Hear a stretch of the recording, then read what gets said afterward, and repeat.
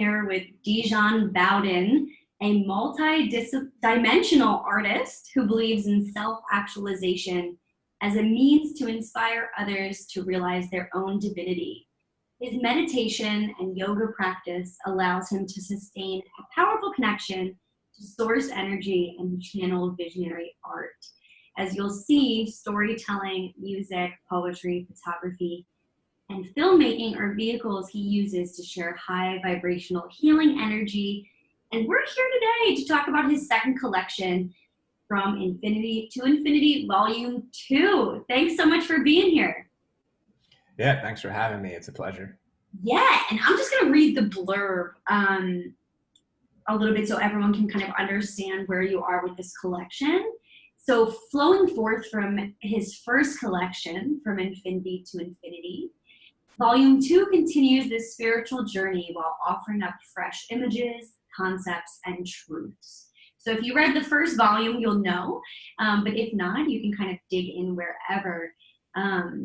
There's 88 new poems that harness the dynamic meditations infused with ancient and diverse wisdom. And I'm really excited to hear how the transition was from completing your first collection to crafting the poems for this one.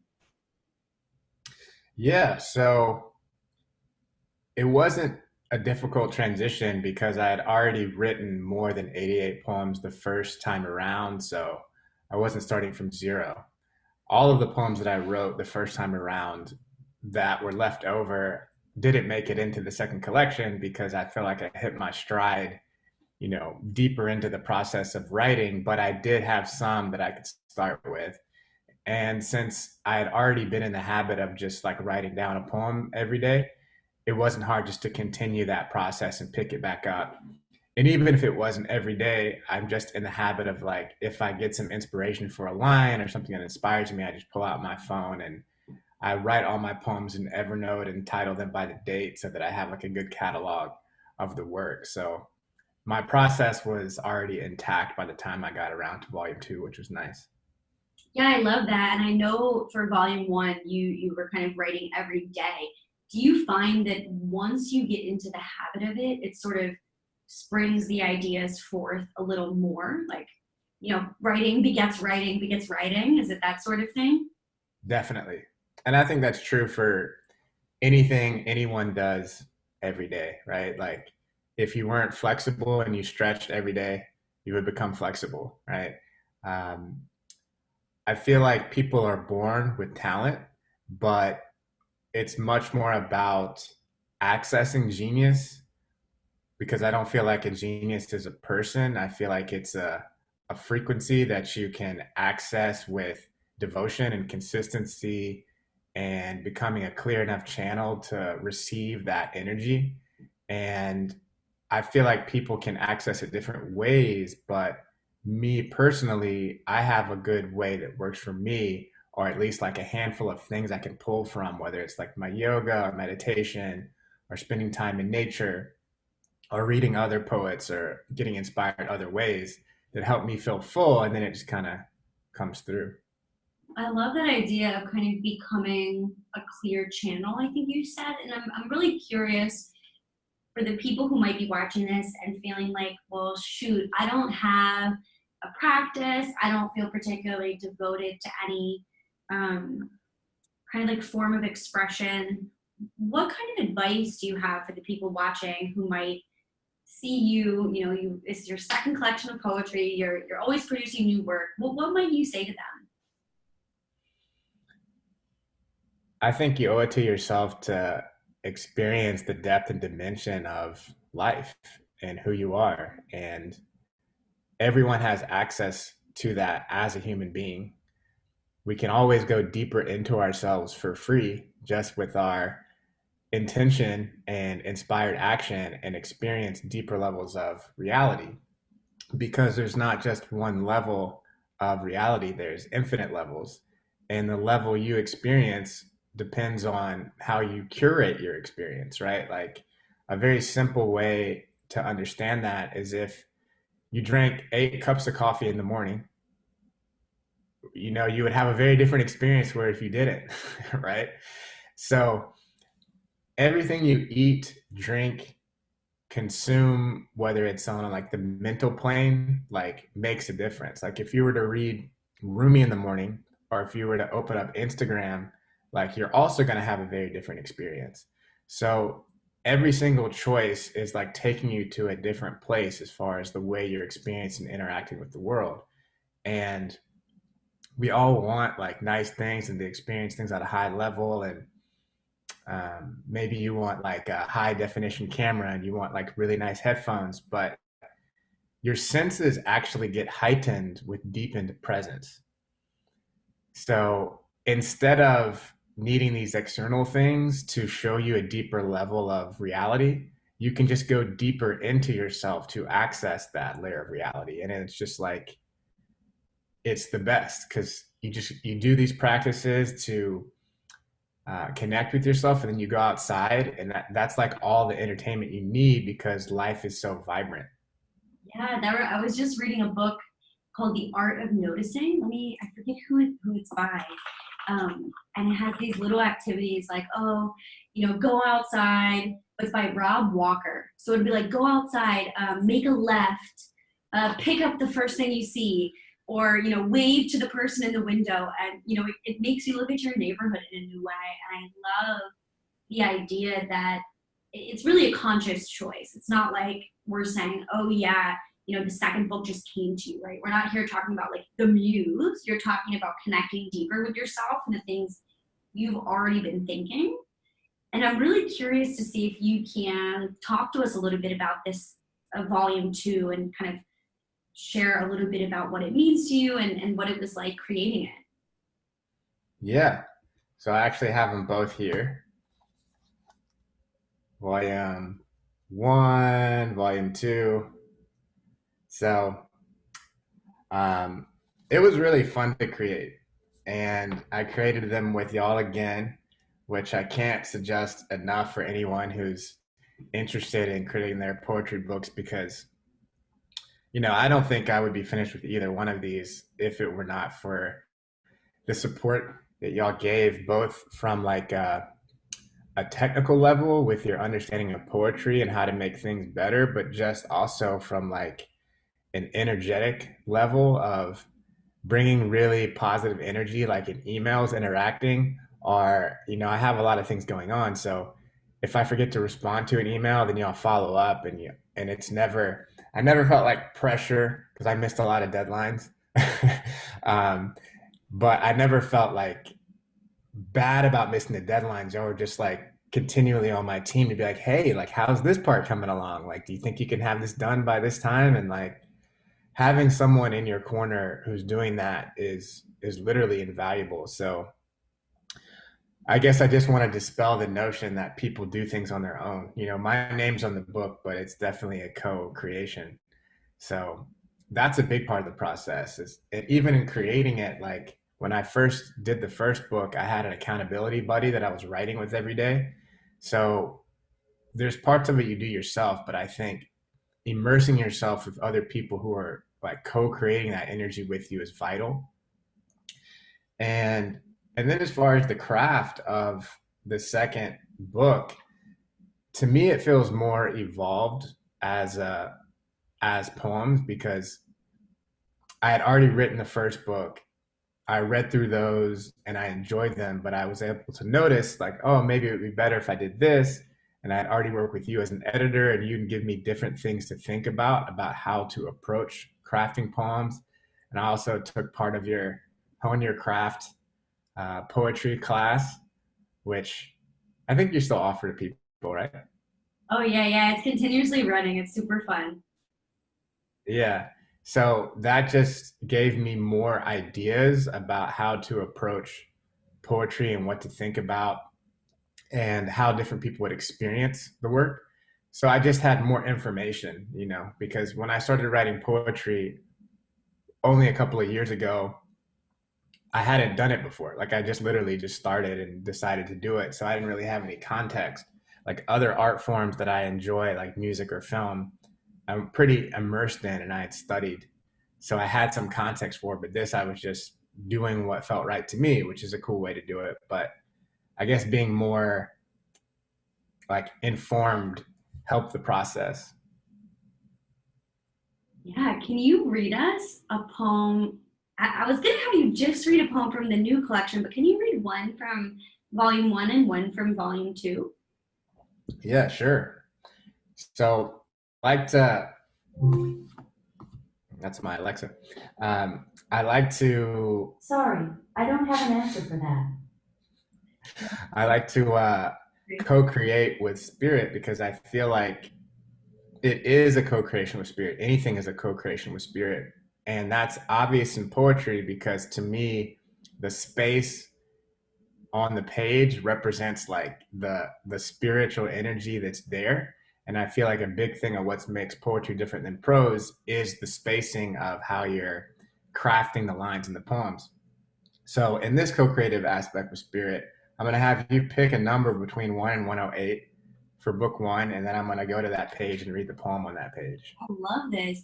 Also, when I pick the page, can you also show us kind of what the page looks like visually? Yeah. I choose number five. Okay.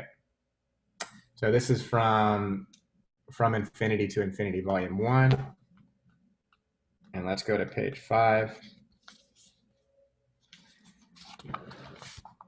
So it's Chinese Finger Cuffs is the poem on page 5.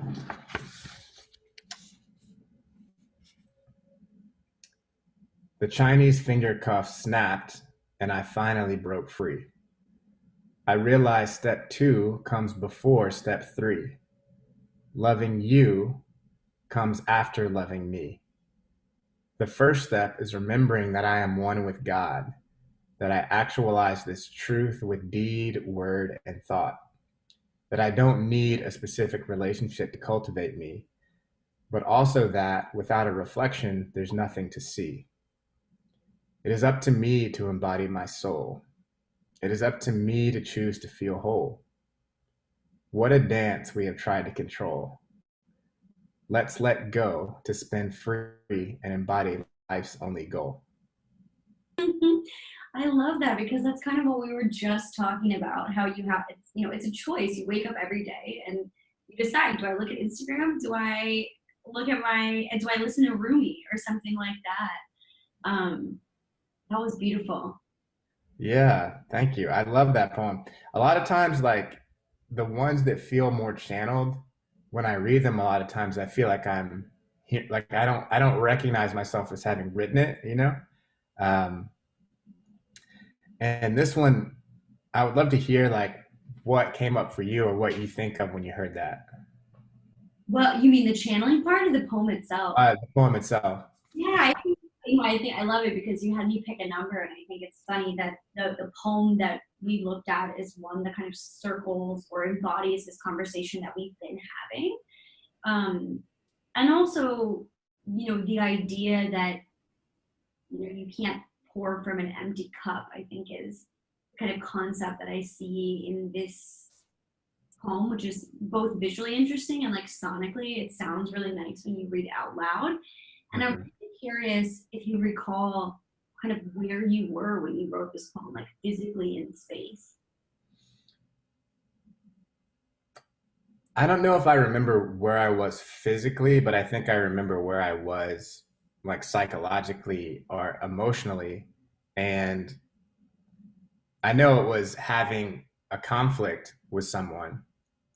And the dimension to which you look at a conflict from determines whether or not you're going to like stay in it or whether you're going to transcend it and learn whatever is being reflected to you. And what I mean by that is like the Chinese finger cuffs, right? Like people know what those are, where you have your fingers and the things, and you both people are trying to pull out, and it tightens. So you actually have to like relax and like move towards each other to loosen the grip. And for me, that's really big on how to resolve conflict because previously I feel like I would resolve conflict in one of two ways. And one is probably like blowing up and expressing anger, which is which was a much less acted out thing because it's an uncomfortable thing to express anger and we don't like to do that, right? So another way is to be in avoidance of the issue and not discuss it with the person, but then judge them in your mind or think about why they're wrong and why you're right, which is really just this crazy mind game you're playing with yourself that perpetuates the suffering. And whatever the issue is, if you don't come to a higher level of understanding about it, then you're going to repeat that same conflict with someone else, even if you've, like, which I used to do, try to push that person out because I made them wrong and be like, ah, that person's wrong. But then that same issue would come up because I hadn't changed. So the, you know, the Chinese finger cuff snapped and I finally broke free was about moving towards someone in the conflict and actually seeing the conflict as a sacred opportunity to grow, as opposed to seeing the other person as an enemy, you know? And yeah, I like these lines. I realize step 2 comes before step 3. Loving you comes after loving me. So it's like we have step 2 and step 3. You know, loving you is step 3, loving me is step 2. But what's step 1? The first step is remembering that I am one with God and that I actualize this with deed, word, and thought. And to me, we speak of the idea of everything being one often. We're like, everything is one, like one love, all this stuff. But it's like, what does that mean? And to me, it is a literal thing, you know, that we all are expressions of the divine.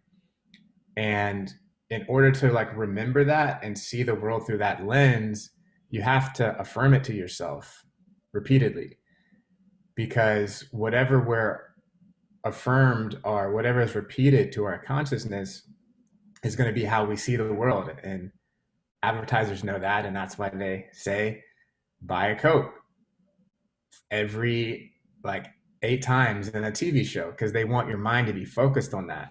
So if you choose to pull back your attention and focus it where you want and say, this person, I'm a divine being. So if I'm a divine being, like, how do I want to act? How does the divine act? Like, with grace, with patience, with compassion. Like, these are the qualities. And just, like, affirming that to yourself, right? So that when you interact with somebody, you don't just react, but you actually pause and say, well, am I acting in the ways that I just said I wanted to, right? And then if this other person is also a divine being, then maybe you take a little bit of time to try to see it from their perspective, instead of just being like, oh, they're not doing what I want them to do, so I'm going to say that they're a jerk or something, right? And how can I see myself more clearly by imagining what they're experiencing when they're talking to me, so that I can create more harmony? Uh, so that's the idea. And then, you know, the last part about it's up to me to embody my soul. It's up to me to choose to feel whole, is just the idea that everything you need is already within you.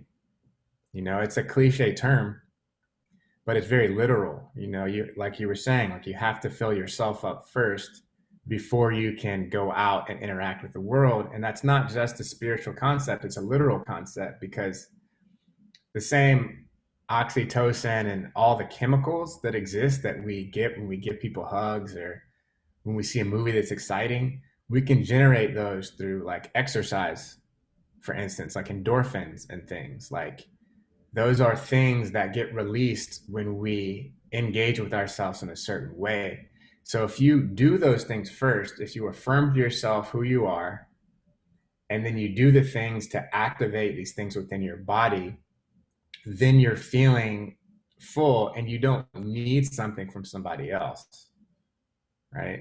I think that's really true, and I think too, you know, this concept of, you know, that obviously you can look outwards, and sometimes it's necessary to look outwards. But first, you must look inwards to even know what you're looking for out there. And I think too often we do the opposite. We just look for external reasons to calm us, or external reasons to kind of explain why things are the way they are. Then we miss this huge internal experience that we're already having, we're still going to have, so we might as well pay attention to it. Right. So I'm curious to see what poem you're going to read from next. Yeah. Okay. Here we go. Volume 2. Can you pick a number again? Yeah, between 1 and what? 108. 108. How about 88? 88. Good number.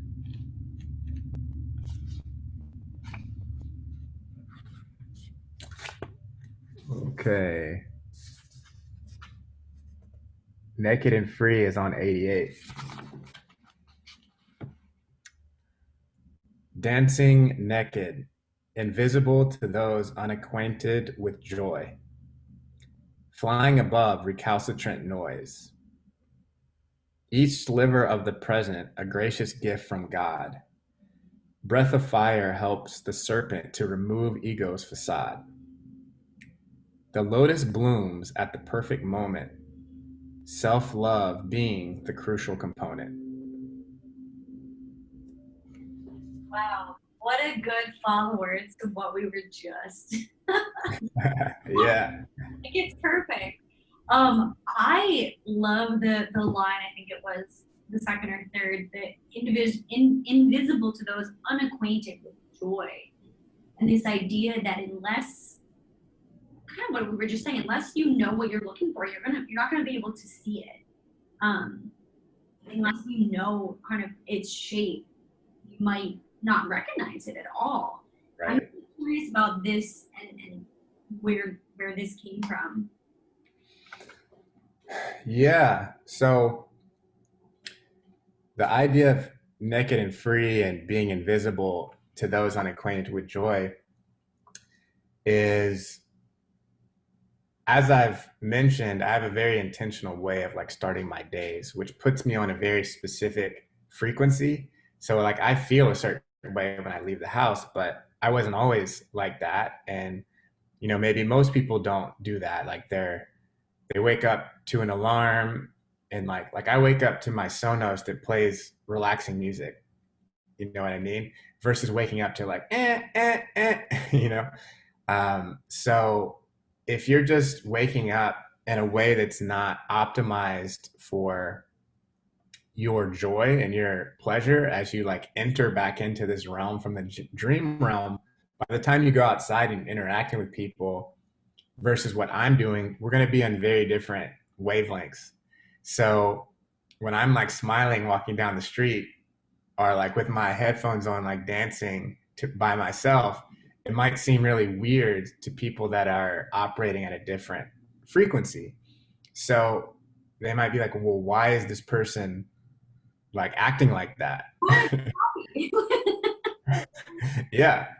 And I think that it can go two ways. Like it can, one, either inspire people and they like are like kind of intrigued, or it can like trigger people because there's like, well, what do they have to be happy about? Like all this bad shit is going on in the world and blah, blah, blah, blah, blah. But I feel like the antidote to all the bad things is a conscious cultivation of a specific vibration of like love and joy, because you experience the world differently when you're in that state. And it's contagious. Just like the negativity and other things are contagious, positivity and joy is contagious too. So when you are able to cultivate that energy and spread it, everyone has more energy, more patience, more compassion to interact with the world and build the new world that we all want to live in, you know? So there are some references to Breath of Fire helps the serpent to remove ego's facade. And that's a specific reference to Kundalini practice, which is a pranayama practice. And pranayama, which is like conscious breathing with certain mudras and breathing techniques, is the most transformative thing I've done. I've done a lot of things like yoga and different meditation, but pranayama is just like so powerful. So if anyone's interested, Google Breath of Fire, look it up on YouTube. It's a simple like 1 minute or 3 minute exercise you can do that helps you disidentify with your ego. And what that means is like I was going back to the conflict I was talking about, like instead of being in that loop of like I'm wrong, I'm right, this person is wrong, you start to say like, well, what's going on here? Like how can we create more harmony in the situation? Which are very different ways to view a conflict. Yeah, what you were saying earlier reminded me of a Jack Gilbert quote from his poem "A Brief for the Defense." And one of the lines is, we must risk delight. And you said something really interesting about the fact that, yeah, you walk through your day and you're happy, even though there are all these things going on. And there is still suffering. And I'm curious about the way you cultivate that. You mentioned you wake up with, the calming music. Can you walk me through a little bit of your morning or your Yeah. routine?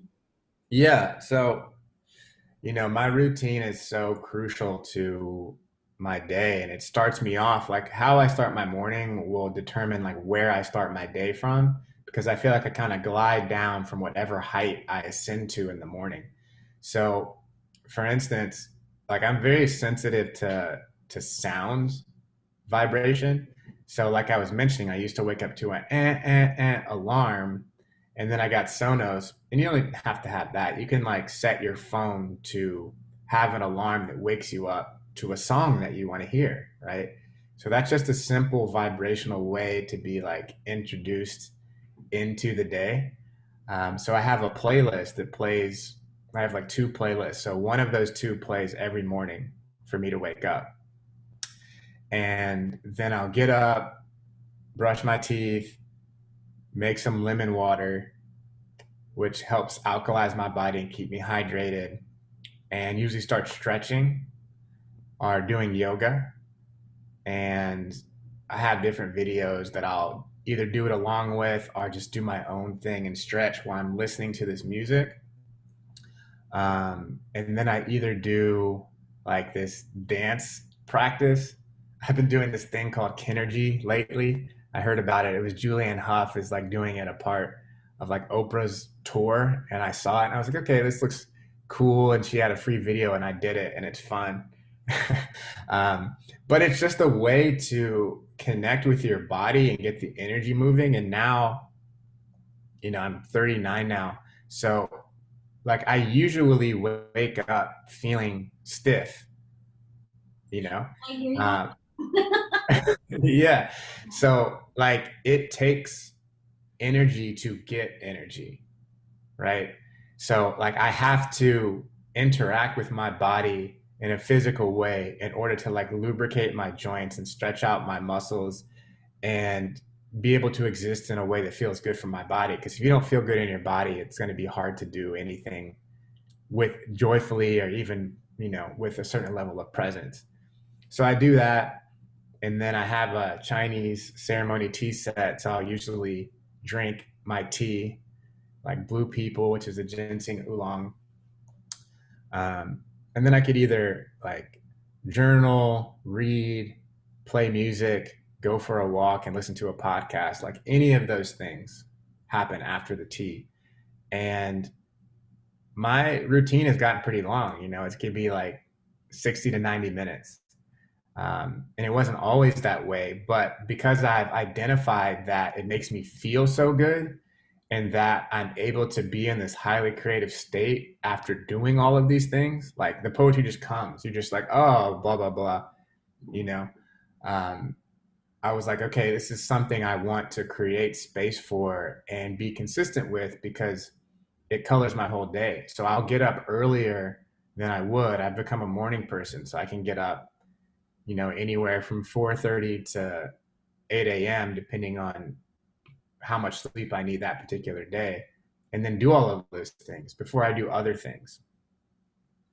Yeah, I love that. And I think what's really interesting is a lot of the time when people think or talk about poetry or writing, we think it's just purely cerebral, right? Like we're just using our minds and constructing, using language and images and sometimes like visual concepts.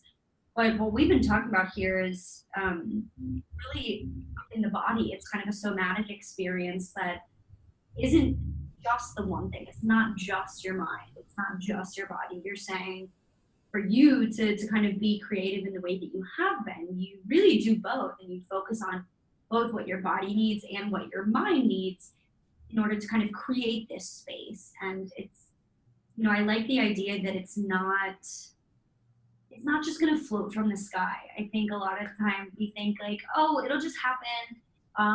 It'll come when it comes. And it doesn't always come, especially like you said, if you're opening in the morning to your alarm, to Instagram, to work, stress, or, just running through your to-do list, you don't have space for creativity. And your routine seems like you place high importance on creativity and being able to kind of enjoy the space that gives you that. Totally. I mean, I feel like the point of life is to be a conscious creator. Like that's literally the point of life. I feel like it's to be mindful and intentional about what you're creating and to work on that craft and then to share it with other people so they can enjoy and experience and be enlightened from it. And I know what you meant when you said it doesn't just float from the sky. But I want to say that it like it does float from the sky. It literally exists in the sky or in the ether, just like radio waves do. But the thing is, like with a radio, like when you're listening to a radio, like the station doesn't just come on when you turn to it, right? Like it's been on, right? But you had to tune into it to be able to receive it. So it's already there. And the process that I do in the morning is tuning into it to say, okay, I'm ready to receive this now. And this is the process of opening myself up to that receptivity. Yeah. And I'm curious, the last question I have is actually around how to kind of tune your channels or make it easier, for people who maybe have never done this type of work or who maybe feel a little bit disconnected from their own bodies and themselves and their creativity. Do you have maybe, I would say, an easy, and by easy I mean kind of like a relatively quick tip that they might be able, or a practice they might be able to incorporate to get started? And then of course, I imagine it will go from there and they'll be able to build. Just something to kind of kick off the journey for them. Definitely.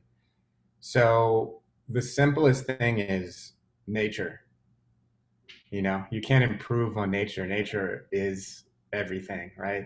So getting out in nature as much as possible, and when you can, like putting your phone on airplane mode when you're out there so you can have an uninterrupted, fully present relationship with nature, taking off your shoes and putting them on the actual earth and like just breathing, like that's beyond words what happens when you do those things. And then I know sometimes it can be challenging to make space for nature. I even wished I went to nature more. So I would say something that's always with you is your breath, because a lot of us don't breathe consciously or breathe deeply, like all the way down to our diaphragm. A lot of it is just chest breathing. So like breathing all the way down to your diaphragm is really powerful. And a very simple pranayama breathing technique is a box breathing, 4-part box breathing.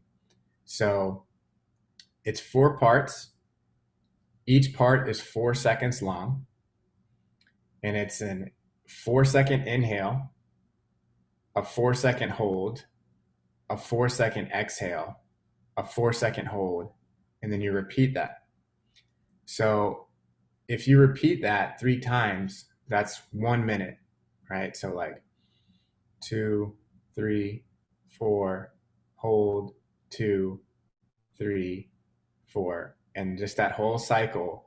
Like 1 minute of doing that will totally change your point of internal reference. And once you start to get a taste of what it feels like to be conscious and to circulate prana through your body, you'll go deeper into breath work. And the things you can experience through breath work, as I mentioned, are literally limitless. Oh, I love this. I was just doing the box breathing with you. That's one of my favorite breathing techniques, especially before bed. Um, Yeah. I love this. I'm so grateful that you decided to partner with us again and that we were able to kind of walk with you on this journey. And I'm really interested to hear, is there going to be a volume 3? What's the deal? Yeah, definitely. I'm definitely doing volume 3. I feel like this From Infinity to Infinity series is a trilogy. So after volume 3, I'll start a different direction of something and probably in a different style because I don't want to regurgitate myself. But to me, this whole series is about the process of becoming, you know?